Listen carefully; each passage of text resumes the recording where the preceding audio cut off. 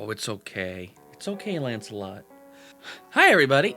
This is one of my new foster kitties. It's Lancelot. Say hello, Lancelot.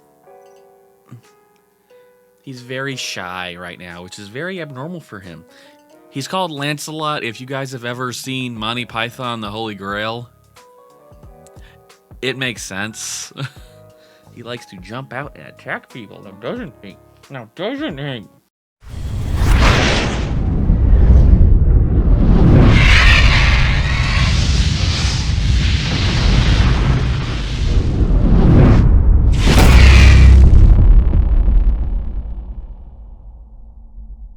Everybody has that one game they think about when they're going back to their childhood and thinking of just games they used to play. A lot of mine happen to be MMOs. I'm sure for you guys that you had quite a few different games, but most of you remember playing some of the older MMOs.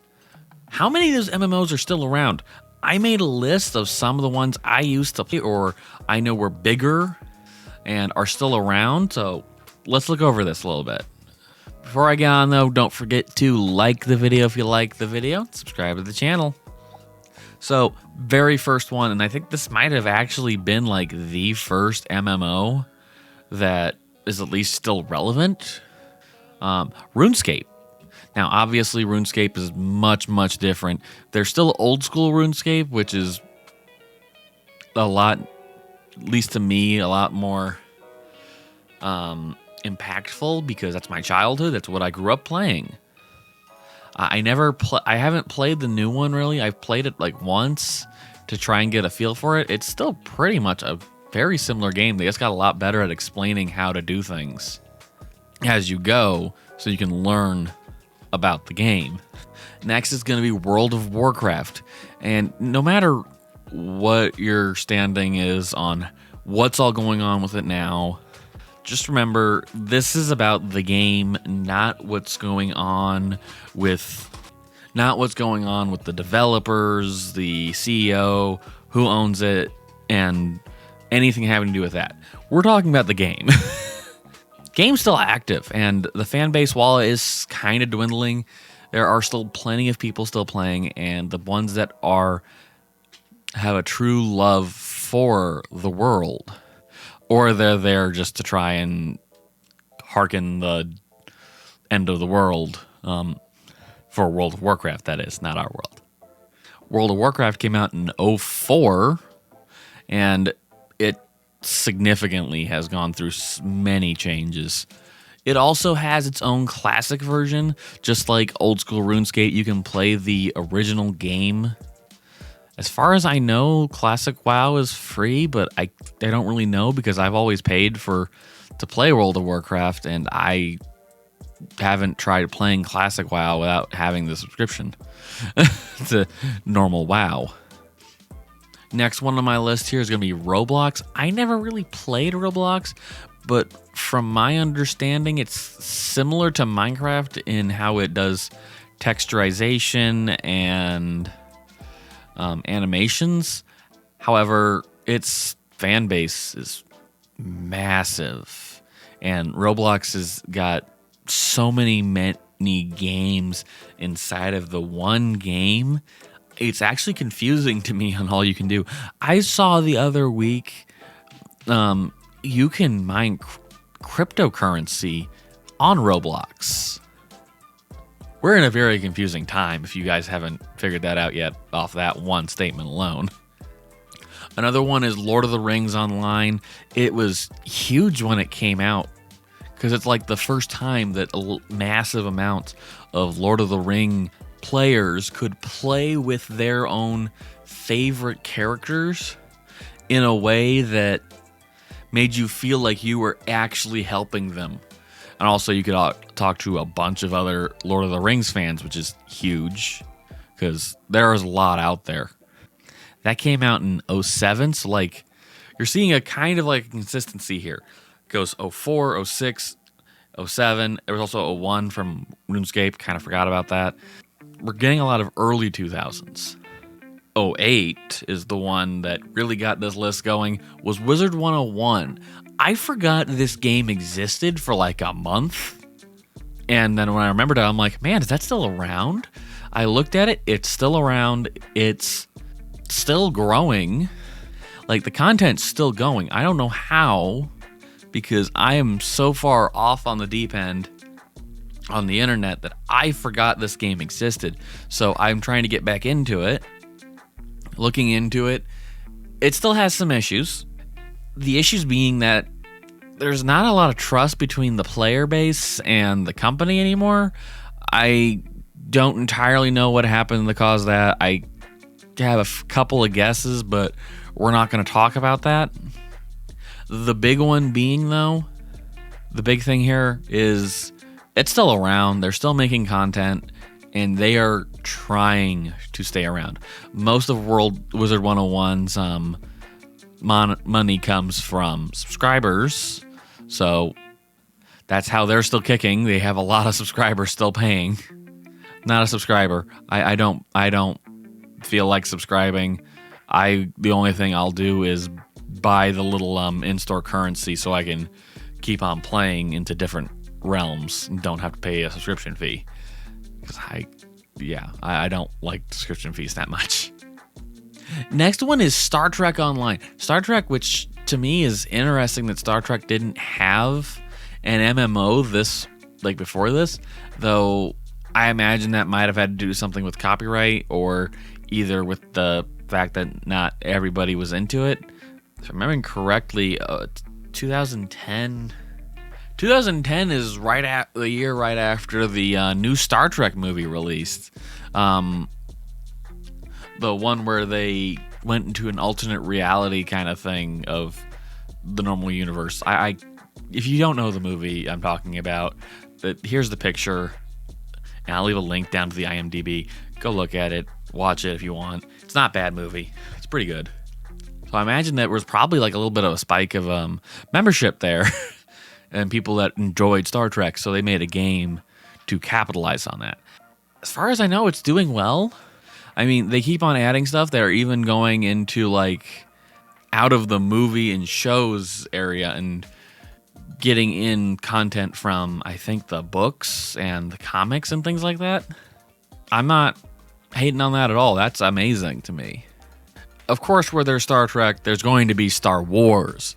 One of the more, I'm not going to say bigger, but it's probably more well-welcomed of a series than Star Trek. I love Star Trek. I really do. I love Star Wars, too, which makes me not a friend of a lot of fans, I guess.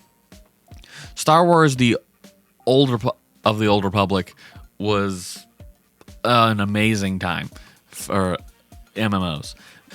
When this came out, I mean, when I first looked at them, it was pretty good. It's not a pay-to-win MMO. It's a pay for less frustration. So you pay, you get better gear, and it's not as hard, but it's not a for sure win. It's a thing. Things have just gotten significantly better as it goes, and they keep on adding to the content. Now, it doesn't mess with the Star Wars universe. It's its own separate thing. This is dealing with the Old Republic, so this is before anything having to do with the movies. This is way before that, and if you know the Star Wars games like I do, then you know about what time period this is in. This is just like right after Star Wars Knights of the Old Republic 2, I believe. Somewhere around there. Because later in the game, you meet an older version of Revan, and we'll just leave it at that from Knights of the Republic 1. So Guild Wars 2, it was made in 2012. It's a lot like World of Warcraft or Final Fantasy, from my understanding. You can completely customize your character. You can completely have your own storyline, actually, which is a bit of a different entire thing to me. Your character has his own story based on the class, race, and what happens in the game, and the choices you make in their own personal story. This way, no one or two players is going to have the exact same experience in the game. This is quite literally the epitome of MMORPGs when it comes down to choice making. Now, it is pretty similar in World of Warcraft in the fact that you can either just do campaign quests and storylines and go through the game. You can do player versus player, so 1v1 or 5v5, something like that. Or, and this is a completely different thing I've never seen before or heard of anywhere, so if this is normal in other games, someone put this down below in the comments, because I know no other game at the moment that does this. World versus world. I'm assuming this means servers, like entire servers going at it and one another in one game.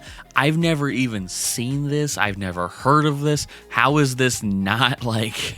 How is Guild Wars 2 not marketing this higher for world v world like matches? Can you imagine how many players have to be going at each other in one world to another? I'd hate to be on the side of the world that has 100 players while the other world has 2,000. I doubt that happens, but still. But yeah, so Guild Wars 2, possibly like a game I probably need to play here, because I've never played it, and now the more I look at it, the more I think I need to play it. It sounds entertaining. It sounds interesting, to be all honestly, because I've never heard of a game that had this kind of a concept. World versus world games. Oh my god. That is the end of the list here, though, but you guys need to realize something. The youngest game on this was Guild Wars at 10 years old, while the oldest is RuneScape at 21. That's amazing.